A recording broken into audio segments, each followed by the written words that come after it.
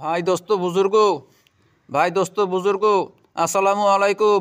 আল্লাহ পাকের হুকুম রাসূল সাল্লাল্লাহু আলাইহি সাল্লামের তরিকা মোতাবেক জীবন করতে হবে। আল্লাহ পাকের হুকুম রাসূল সাল্লাল্লাহু আলাইহি সাল্লামের তরিকা মোতাবেক যদি জীবন করতে না পারি, আপনার আমার জন্য ভয়াবহ শাস্তি অবধারিত।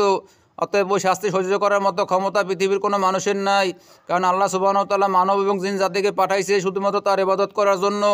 অতএব আল্লাহ সুবহানাহু ওয়া তাআলাকে সন্তুষ্টি করতে হবে, রাসূল সাল্লাল্লাহু আলাইহি সাল্লামের তরিকা মোতাবেক চলতে হবে, হক্কানি আলেমদের পরামর্শ মোতাবেক জীবন করতে হবে এবং তারা যখন বলবে ভাই এই কাজটা সুন্নত, সাথে সাথে গ্রহণ করতে হবে যদি সেটা কোরআন এবং সহিহ হাদিসের সাথে মিলে।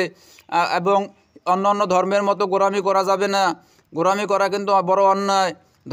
ধর্ম অন্ধ হওয়া ভালো না ভাই, ধর্ম বিশ্বাস থাকা ভালো। ধর্ম অন্ধ হলে কিন্তু আপনি নিজেই অন্ধ হয়ে যাবেন।